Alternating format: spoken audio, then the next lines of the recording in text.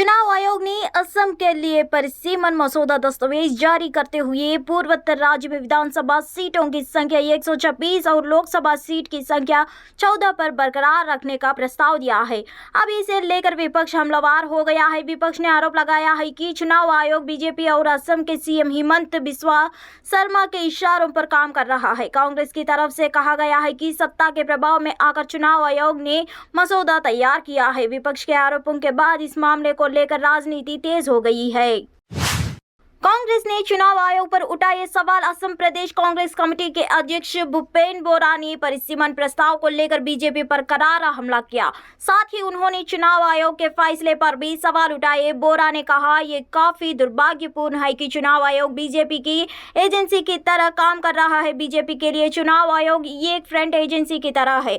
आपको ये पता होता हुआ कि मामला पहले से ही सुप्रीम कोर्ट में है और कोर्ट ने 25 जुलाई को सुनवाई की तारीख तय की है।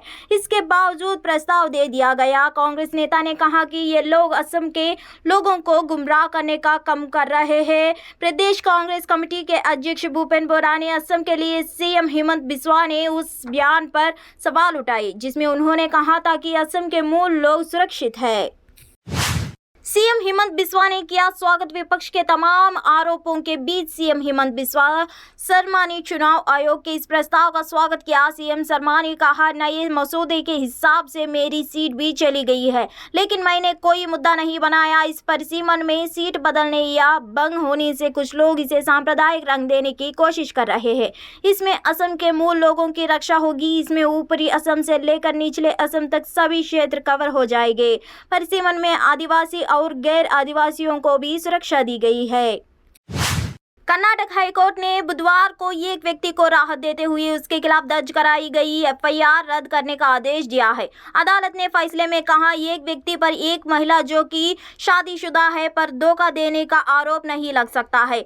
न्यायमूर्ति एम नागप्रसन्ना की सिंगल बेंच ने व्यक्ति के खिलाफ दायर याचिका को रद्द करने का आदेश देते हुए कहा, धोखाधड़ी का आरोप इस आधार पर लगाया गया है कि याचिकाकर्ता ने पीड़ित से शादी का वादा तोड़ा है। शिकायतकर्ता ने अदालत में स्वीकार किया है कि वह पहले से शादीशुदा है और उसके एक बेटी है। ऐसे में अगर वह पहले से शादीशुदा है तो शादी का वादा तोड़ने पर धोखा देने का सवाल ही नहीं उठता।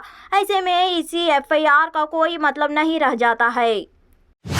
दरअसल एक महिला जो कि पहले से शादीशुदा थी और उस शादी से उनकी एक बेटी भी हुई थी, कुछ वजहों के कारण उनके पति ने कथित तौर पर उनसे उनके संबंध बिगड़ गए और वह दोनों लोग अलग रहने लगे। इसके बाद ऑफिस में काम कर रही उन महिला को कार्यस्थल पर याचिकाकर्ता से मुलाकात हुई और दोनों आपसी संबंध में आए, लेकिन बाद में कथित तौर पर महिला का आरोप है कि उन्होंने उनका फोन उठाने बंद कर दिया। शिकायतकर्ता महिला का कहना है कि उस व्यक्ति ने उनसे शादी का वादा किया था, लेकिन बाद में उन्होंने उससे मना कर दिया, जिस वजह से उनको उस व्यक्ति के खिलाफ एफआईआर दर्ज कराने के लिए मजबूर होना पड़ा।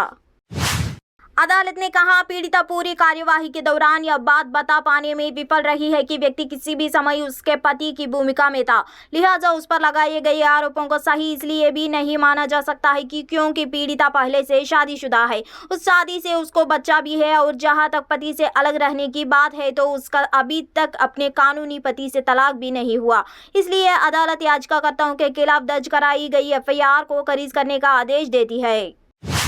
प्रवर्तन निदेशालय यानी ईडी ने मुंबई में कई जगहों पर चौपमारी की। इस चौपमारी में जिन लोगों के ठिकानों पर रेड हुई उनमें उद्धव ठाकरे गुट वाली शिवसेना के करीबी लोग शामिल थे। चौपमारी उद्धव ठाकरे के बेटे आदित्य ठाकरे के करीबी सूरज चौहान ने अलावा कई जगहों पर की गई। उनके अलावा युवा सेना की कोर समिति के सदस्य सूरज चौहान ने आवास पर भी बीती रात करीब 16.5 घंटे तक चौपमारी चलती रही।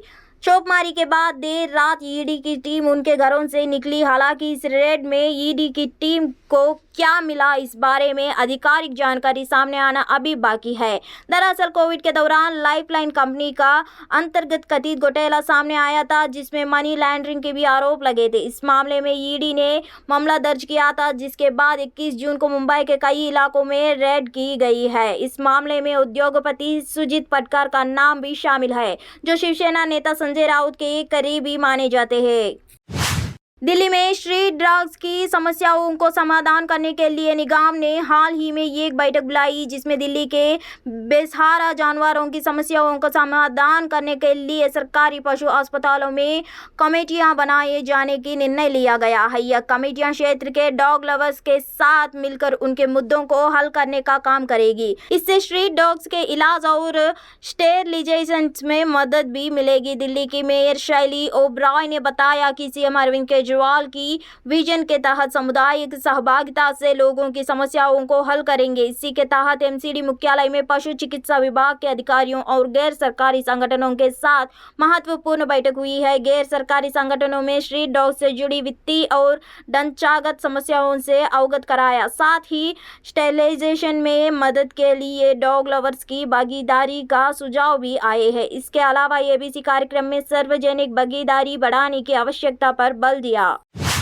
2024 के लोकसभा चुनाव के उत्तर प्रदेश में आजमगढ़ लोकसभा सीट से समाजवादी पार्टी के राष्ट्रीय महासचिव शिवपाल सिंह यादव के चुनाव लड़ने के संकेत मिल रहे हैं। इस पर वर्तमान भोजपुरी अभिनेता और बीजेपी सांसद दिनेश लाल यादव निरहुआ ने शिवपाल यादव को चुनौती दी है। उनका कहना है कि वे छोटे मोटे नेता से चुनाव लड़ने ही नहीं चाहते। उन्होंने कहा कि मैं अपना काम छोड़कर आजमगढ़ की जनता की सेवा में लगू हूँ, तो छोटे मोटे नेता से लड़ने के लिए नहीं।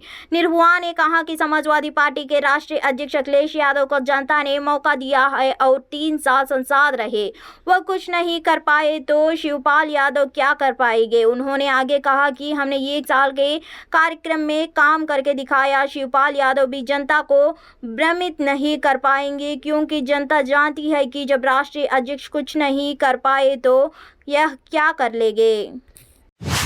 भारतीय जनता पार्टी के राष्ट्रीय अध्यक्ष जेपी नड्डा 22 जून को यानी आज गिरिडीह पहुंचेंगे। गिरिडीह के झंडा मैदान में नड्डा जनसभा को संबोधित करेंगे। इस कार्यक्रम को लेकर पार्टी की तरफ से तैयारियां पूरी कर ली गई है। प्रशासन भी सुरक्षा को लेकर पूरी तरह से सतर्क है।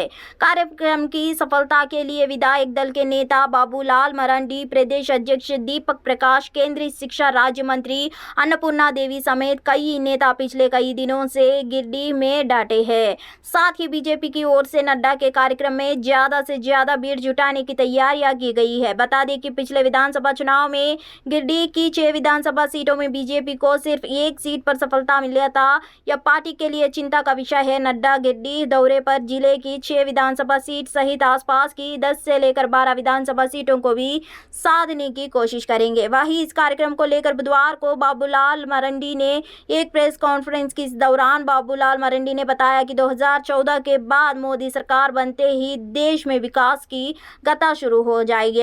इसके पहले केवल घटाओ अंत की हमले व बम ब्लास्ट की खबरें आती थी। केंद्र में जब मोदी के नेतृत्व में बीजेपी की सरकार बनी, इसके बाद पैसे व परिवार की राजनीति करने वालों की दुकानों बंद हो गई। वही लोग अब इकट्ठे हो रहे हैं।